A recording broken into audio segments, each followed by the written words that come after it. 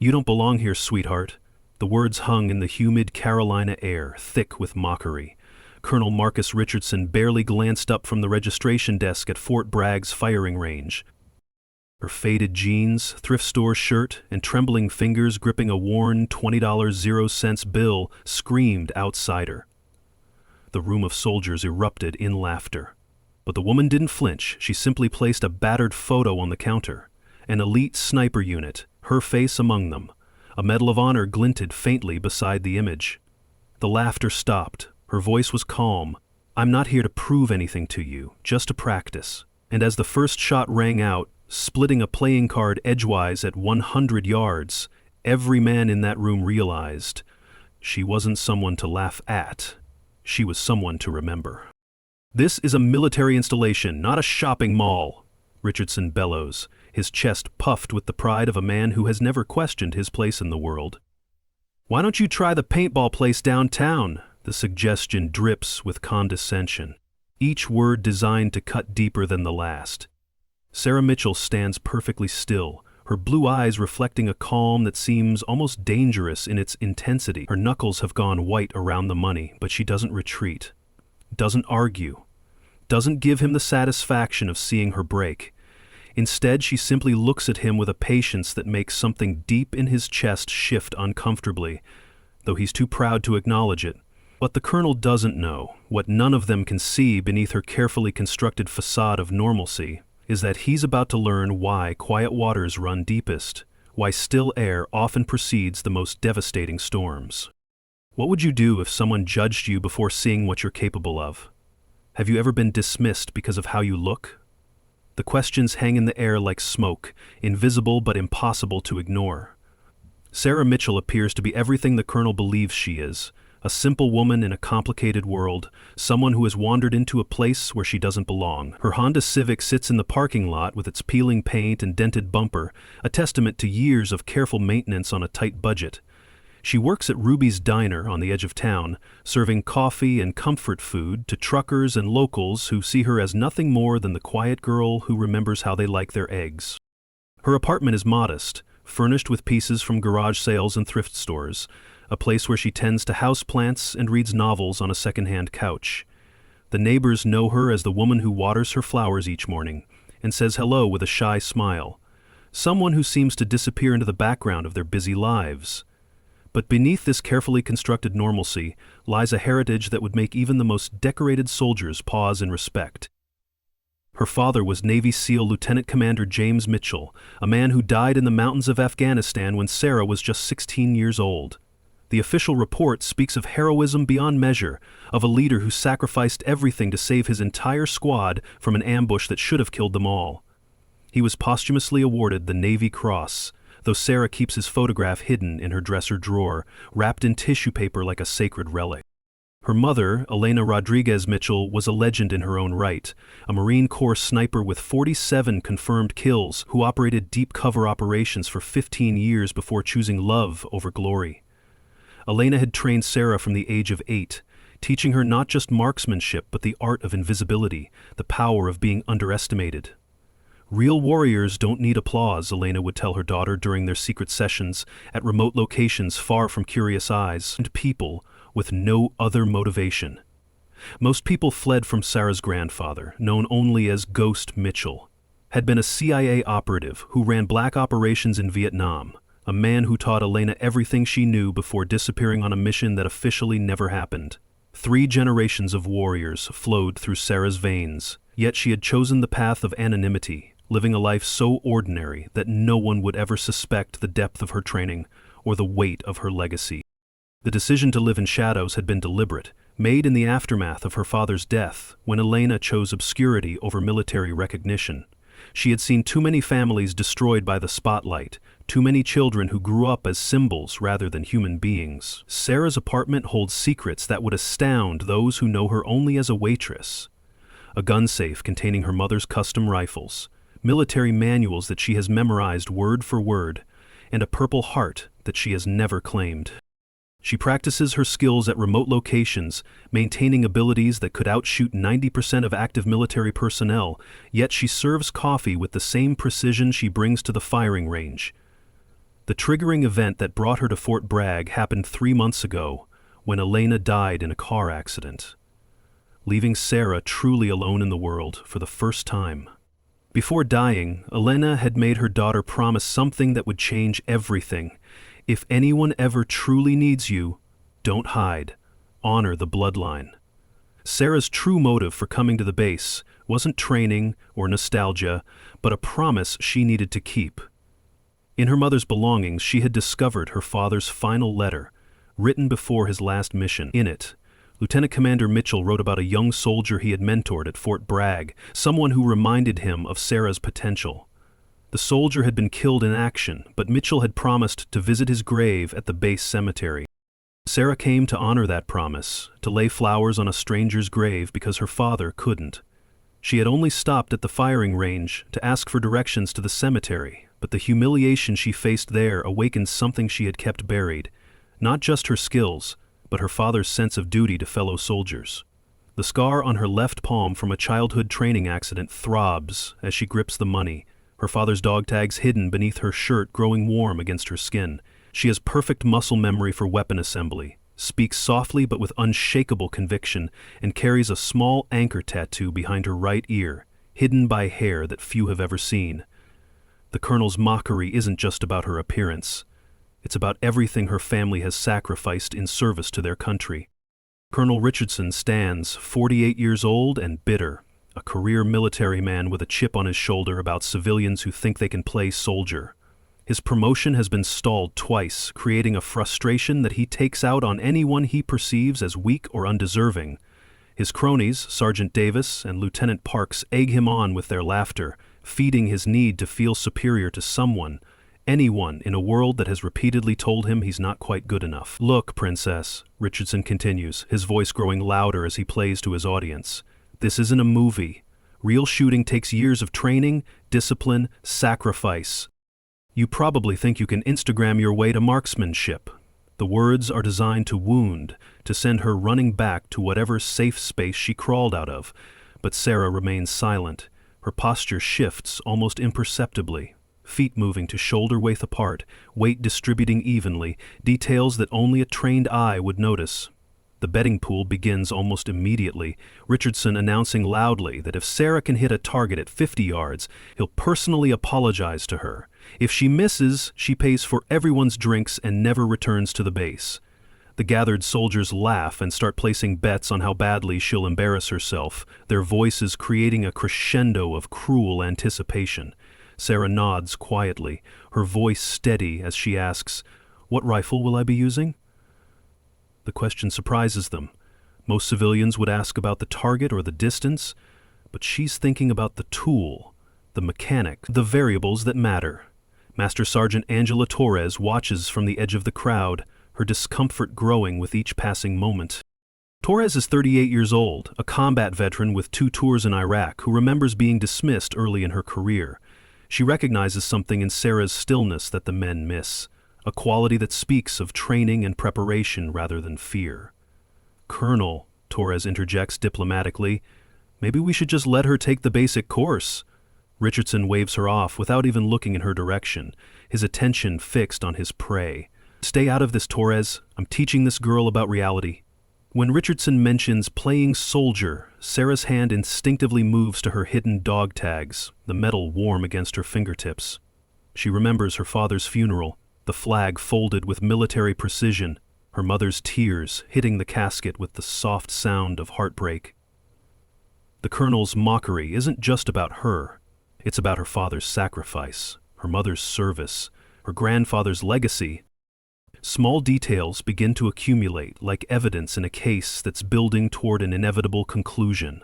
Sarah's breathing remains controlled despite the provocation, her chest rising and falling with the rhythm of someone who has learned to manage stress through technique rather than emotion. She automatically checks the wind direction and lighting conditions, her eyes scanning the range with the systematic approach of a professional. Her stance shifts to a modified weaver position without conscious thought, muscle memory taking over where conscious mind might falter. When the armorer brings out the rifle, she requests a specific ammunition type, surprising him with her knowledge of ballistics and performance characteristics. Her grip on the weapon is textbook perfect, fingers positioned with the precision of someone who has held firearms thousands of times. The crowd grows as word spreads through the base like wildfire, off-duty soldiers gathering to witness what they expect to be entertainment. Some begin filming with their phones, already composing captions about the civilian who thought she could compete with military marksmen. Richardson plays to his expanding audience, making increasingly crude comments about Sarah's appearance and capabilities, each joke designed to get a bigger laugh than the last. Master Sergeant Torres notices Sarah's subtle professional tells. The way she handles the rifle like an extension of her own body. Her breathing pattern that speaks of years of training. Her eye dominance check that happens automatically. Torres has seen enough shooters to recognize the difference between novice and expert, between someone who has read about marksmanship and someone who has lived it. The crowd falls silent as Sarah steps up to the firing line, 50 yards seeming like an impossible distance for someone who looks like she should be asking for directions to the commissary. Richardson smirks, already composing his victory speech, already planning how he'll tell this story to his buddies over drink. What he doesn't see is the way Sarah's hands tremble slightly as she grips the weapon. Not from fear, but from the weight of 3 generations of warriors watching through her. In her mind, 3 voices war for dominance. Her father's steady command to honor the uniform, her mother's whispered advice to stay invisible, and her own doubt, asking, "What if I fail him again?" The weight of the rifle feels like the weight of her entire bloodline, every Mitchell and Rodriguez who ever wore the uniform or carried a weapon in service to their country. Sarah closes her eyes for a moment, fighting back tears that threaten to betray the emotion she's kept hidden for so long. In her mind, she sees her father's photo with its proud smile, the letter about the fallen soldier she came to honor, the promises made and kept across generations. She hears her mother's voice echoing from 1,000 training sessions. Feel the weapon, feel the target, feel the wind. But mostly, she feels the crushing responsibility of 3 generations of warriors watching through her, their legacy resting on her shoulders like a mantle she never asked to wear. When she opens her eyes, the internal storm settles into deadly calm, the uncertain girl disappearing as if she never existed. In her place stands a marksman with 3 generations of training flowing through her blood, a weapon of precision, forged in secret and tempered by loss. The first shot comes without hesitation, the rifle bucking against her shoulder with familiar authority. The bullet strikes dead center at 50 yards, not just hitting the target but finding the bullseye with surgical precision. The electronic scoring system beeps its confirmation. Perfect 10. Murmurs ripple through the crowd like waves breaking against a shore. Richardson's confident smile faltering as he tries to process what he's just witnessed. Beginner's luck, he mutters. But his voice lacks the conviction it held moments before. He moves the target to 100 yards, his hands shaking slightly as he adjusts the distance. "Try that distance, sweetheart," he calls out. But the endearment sounds forced now, desperate. Sarah's second shot again hits dead center, the bullet finding its mark with the same mechanical precision that speaks of thousands of hours of training. The target moves to 200 yards, then 300, each shot perfect, each fired with the kind of accuracy that makes professional soldiers stop and stare. The crowd's shift is palpable. Soldiers who were laughing minutes ago, now watching in stunned silence. Phones that were recording jokes begin capturing something extraordinary, something that will be shared not as entertainment, but as evidence of excellence. Master Sergeant Torres steps forward, her suspicions confirmed by what she's witnessing. Colonel Richardson's face reddens with embarrassment as he realizes his mistake, but pride prevents him from admitting it. He demands they move to the advanced range, his voice rising with desperation. "Anyone can hit a paper target," he blusters, though his audience is no longer laughing with him. "Let's see you hit moving targets." Sarah nods silently, her calm acceptance more unnerving than any boast could be. At 400 yards, she hits 3 clay pigeons in rapid succession, each target destroyed with the casual efficiency of someone for whom this is routine rather than remarkable. The crowd gasps, the sound rippling through the assembled soldiers like a physical force. This isn't luck or accident. This is mastery, pure and undeniable. Torres approaches Sarah during a reload, her voice quiet, with the respect one professional shows another. "Who trained you?" she asks, though she's beginning to suspect the answer. Sarah's response is barely a whisper, but it carries the weight of revelation. "My mother." Torres's eyes widen as recognition dawns, the surname suddenly clicking into place with memories of stories told in hushed tones. "Elena Rodriguez?" The question hangs in the air like a prayer, and Sarah's slight nod confirms what Torres has begun to suspect. Master Sergeant Torres calls out to the crowd, her voice carrying the authority of someone who has seen real combat and knows the difference between pretense and the genuine article. "Stand down, all of you. You're watching Elena Rodriguez's daughter." The bass falls silent, as if someone has thrown a switch, cutting off all sound except the whisper of wind across the range. Every soldier present knows the legend of Elena Rodriguez, the ghost sniper who never missed, who saved countless lives during her 15 years of service, before disappearing into civilian life like smoke dissipating in the wind. Colonel Richardson's face cycles through a series of emotions, confusion giving way to disbelief, disbelief crashing into dawning horror as he realizes the magnitude of what he's done. He has publicly humiliated the daughter of a military legend in front of dozens of witnesses, many of whom are now filming evidence of his spectacular failure of judgment. The weight of his mistake settles on his shoulders like a physical burden, and for the first time in his career he understands what it means to be truly, catastrophically wrong. The silence stretches, broken only by the sound of Sarah, setting down the rifle with the careful precision of someone who has been taught to treat weapons with the respect they deserve. She doesn't gloat or grandstand, doesn't demand apologies or recognition. Instead, she simply stands there, her father's dog tags catching the light beneath her shirt, her mother's training evident in every controlled breath. The transformation is complete. The simple woman in thrift store clothes has revealed herself to be exactly what she always was, a warrior hiding in plain sight, a legacy walking among them unrecognized until the moment when recognition could no longer be denied. Continue. Retry. Continue. Edit. Word spreads through Fort Bragg like wildfire carried on desert winds, each retelling adding weight to what has already become legend. Within an hour, senior officers arrived to witness Sarah's shooting, their curiosity drawing them from offices and meetings to see for themselves what has caused such a stir. Base Commander General Patricia Hayes pushes through the crowd, her silver hair catching the afternoon light as she approaches the firing line. She moves with the controlled urgency of someone who has heard an impossible story and needs to confirm it with her own eyes. When she sees Sarah standing calmly beside the rifle, her face softens with recognition and something deeper, a debt that time has not erased. "Your mother saved my life in Fallujah," General Hayes tells Sarah quietly, her voice carrying the weight of memory across the years. "She never told you about the Medal of Honor recommendation, did she?" Sarah shakes her head, learning for the first time that her mother had turned down the nation's highest military honor to maintain the anonymity that had protected them both. The revelation hits her like a physical blow, adding another layer to the sacrifice her family had made in service to something larger than themselves. General Hayes offers Sarah a position as a civilian marksmanship instructor, explaining that the base needs someone to train the next generation of snipers, and Sarah's lineage makes her uniquely qualified for the role.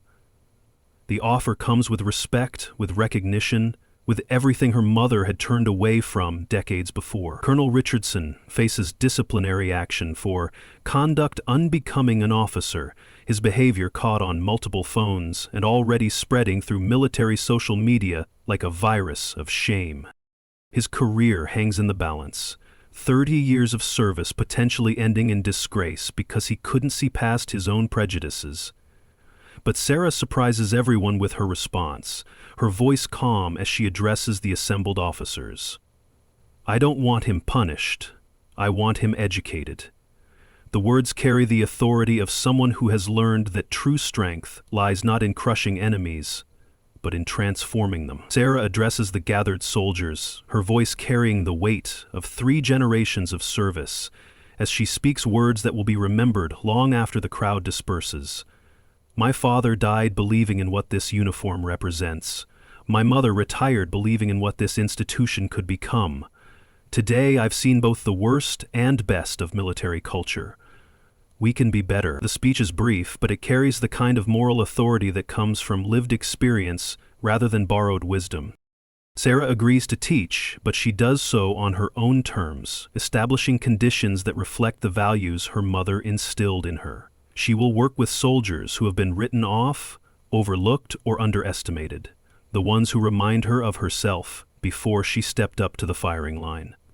Her first class includes Colonel Richardson, who approaches her privately after the crowd disperses, his pride stripped away by the magnitude of his mistake. "I don't deserve it," he admits, his voice barely above a whisper, "but I want to learn. Teach me to be better." Sarah's response reveals the depth of her character, the kind of grace that comes from understanding that redemption is always possible. "Everyone deserves a second chance to honor the uniform," she tells him, and in those words, she sounds exactly like her mother. Her first training session becomes a masterclass in patience and precision, with Richardson, Master Sergeant Torres, and a group of soldiers who have struggled with marksmanship forming an unlikely classroom. Sarah doesn't humiliate or grandstand, doesn't use her superior skills to make others feel small. Instead, she teaches with the same patience her mother showed her, understanding that true mastery comes not from natural talent, but from dedicated practice guided by wisdom. She shows them how to breathe, how to find their natural point of aim, how to squeeze the trigger with the steady pressure that comes from confidence rather than force. Richardson proves to be an eager student, his earlier arrogance replaced by genuine humility as he learns to see past his assumptions. The transformation is remarkable. Within weeks, the base's worst shots begin to improve dramatically, their newfound skills becoming testimony to Sarah's teaching ability. The base's marksmanship scores climb month by month, drawing attention from other installations and earning Sarah quiet respect throughout the military community. She becomes known not as Elena Rodriguez's daughter, but as someone who has earned her reputation through service rather than inheritance. Master Sergeant Torres becomes Sarah's closest ally, helping to organize training sessions and providing the kind of institutional support that makes real change possible. Together, they develop a curriculum that emphasizes fundamentals over flashy techniques, building skills that will serve soldiers in real combat situations rather than just on the range. The program becomes a model for other bases, though Sarah consistently deflects credit to her students and colleagues. 6 months pass like pages turning in a book, each one marking another small victory in Sarah's quiet revolution. The base's marksmanship scores have improved dramatically, with soldiers who once struggled now qualifying as expert marksmen. Richardson has become one of the most respected instructors on base, his transformation from bully to mentor serving as inspiration to others who have made similar mistakes. He teaches a course on leadership and humility, using his own failure as a case study in the importance of treating others with respect, regardless of their appearance or background. Sarah has earned recognition throughout the military community, her methods studied and her results envied by other installations. Yet she remains the same quiet woman who arrived at the base months earlier, unchanged by praise or recognition. General Hayes approaches her with an offer that could change everything, a commission that would make her an official part of the military hierarchy, a chance to join the officer ranks and claim the recognition her family has always deserved. Military reporters want to interview her, to tell her story to the world, to inspire a generation of young women who might see themselves in her journey from obscurity to excellence. The offer represents everything her mother turned away from, the spotlight that Elena Rodriguez had spent her life avoiding. In her apartment, Sarah holds her father's photograph and her mother's Purple Heart, weighing the decision that will define the rest of her life. She could claim the recognition her family deserves, step into the spotlight that has always been waiting for her, become a symbol of what's possible when talent meets opportunity. The commission would bring rank, respect, and the chance to influence policy at the highest levels of military leadership. Instead, she chooses differently, making a decision that surprises everyone who knows her story. Sarah declines the commission and the interviews, turning away from the fame that others would kill for. She continues teaching, but without fanfare, finding her calling not in glory, but in service to those who need her most. Her choice reflects the values her mother instilled in her, the understanding that true warriors serve not for recognition, but because service is its own reward. The quiet departure becomes Sarah's final teaching moment, a lesson in the kind of leadership that doesn't need titles or recognition to be effective. She continues her work at the base, but she refuses to be elevated above those she serves. On her final day in an official capacity, Sarah leaves something behind that will outlast any medal or commendation. Her mother's sniper rifle, mounted in the training facility with a simple plaque that reads, "Elena Rodriguez, a warrior's strength is measured not by the noise she makes, but by the silence she keeps." The rifle becomes a symbol of excellence without ego, of service without the need for applause. Students who train in the facility understand that they are in the presence of something sacred, a legacy that transcends individual achievement. Colonel Richardson's transformation becomes one of the most remarkable stories on the base. A man who learned to see past his prejudices and became a better leader because of it. He keeps a photograph of Sarah's first day on his desk, not as a reminder of his failure, but as inspiration to treat every person he meets with the respect they deserve. His courses on leadership and humility become among the most popular on the base, with soldiers eager to learn from someone who has experienced both the depths of failure and the heights of redemption. The betting pool that began as cruel entertainment becomes a cautionary tale told to new arrivals, a reminder that assumptions about others often say more about ourselves than about them. Master Sergeant Torres continues to work with Sarah's methods, spreading the techniques to other bases and ensuring that the lessons learned extend far beyond Fort Bragg.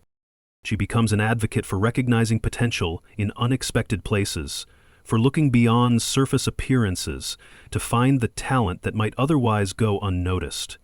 Sarah's students go on to train others, carrying forward her mother's teaching that precision comes from patience, that excellence emerges from dedication rather than natural ability. They understand that true strength doesn't need to announce itself, that the most powerful warriors are often those who walk among us unrecognized until the moment when recognition becomes unavoidable. The legacy spreads like ripples in a pond, each new instructor carrying forward the understanding that everyone deserves a chance to prove themselves, that greatness can emerge from the most unexpected places. Have you ever been underestimated because of how you look? The question echoes through the halls of Fort Bragg long after Sarah's departure, a reminder that first impressions often reveal more about the observer than the observed. Her story becomes part of the base's oral tradition, told to new recruits as both inspiration and warning. The firing range where everything began now hosts a monthly competition called the Mitchell Challenge, where soldiers are reminded that skill and character matter more than appearance or background. Winners receive no trophy or recognition beyond the satisfaction of excellence achieved through dedication and practice. The challenge has become one of the most respected events on the base, with soldiers training for months to participate. Sarah's apartment remains modest, her life continuing in the same quiet pattern that has always defined her. She returns to work at Ruby's Diner, serving coffee and comfort food to customers who have no idea they're being waited on by one of the most skilled marksmen in the country. The contrast between her public persona and her private capabilities becomes her greatest strength, allowing her to move through the world unnoticed while maintaining the skills that define her true identity. Her Honda Civic still sits in the parking lot with its peeling paint and dented bumper, a reminder that outward appearances rarely reflect inner worth. She tends to her houseplants and reads novels on her second-hand couch, living the life her mother chose for both of them, ordinary on the surface, extraordinary beneath. The flowers she waters each morning bloom with the same careful attention she brings to everything in her life, a testament to the understanding that excellence is found in small, daily choices rather than grand gestures. Her neighbors continue to see her as the quiet woman who says hello with a shy smile, someone who seems to disappear into the background of their busy lives. They have no idea that the woman who brings in their mail during vacation and checks on their elderly parents is capable of making shots that would impress Olympic marksmen. The anonymity she maintains is both protection and choice, a way of living that honors her mother's wisdom while staying true to her own values. The scar on her left palm from her childhood training accident has faded but never disappeared, a permanent reminder of the price of excellence and the dedication required to achieve it. Sarah drives away from Fort Bragg for the last time in her beat-up Honda, windows down, no fanfare marking her departure. In her rearview mirror, she sees young soldiers training, with the focus and respect she instilled in them, their movements reflecting the lessons she taught about precision, patience, and the understanding that true strength doesn't need applause. Her father's dog tags catch the sunlight beneath her shirt, warming against her skin like a blessing from beyond. The cemetery, where she finally laid flowers on the grave of her father's mentee, sits quiet in the afternoon light, the promise kept after all these months. The simple bouquet she left there has long since wilted, but the act of keeping faith with the dead continues to resonate in her heart. She thinks about the letter that brought her to the base, her father's words about the young soldier who reminded him of her potential. In honoring that memory, she has discovered her own path forward, one that leads not to glory but to service, not to recognition, but to the quiet satisfaction of duty fulfilled. The road ahead stretches empty before her, but she drives it with the confidence of someone who has found her place in the world. The base grows smaller in her mirror until it disappears entirely, but the lessons learned there will travel with her forever. She has proven that honor doesn't need to be spoken, that it lives in the daily choice to serve something greater than yourself, whether the world is watching or not. The message resonates in the lives she has touched, the soldiers she has trained, the prejudices she has challenged simply by being herself. Her story becomes part of the larger narrative of service, of excellence achieved through dedication rather than natural talent, of the understanding that true warriors are often those who walk among us unrecognized, until the moment when recognition becomes inevitable. The quiet triumph of her journey lies not in the shots she made or the respect she earned, but in the knowledge that she has honored the legacy of those who came before her, while forging a path that is uniquely her own. Where are you watching from? The question hangs in the air like the echo of a perfectly placed shot, a reminder that stories of quiet strength unfold in every corner of the world.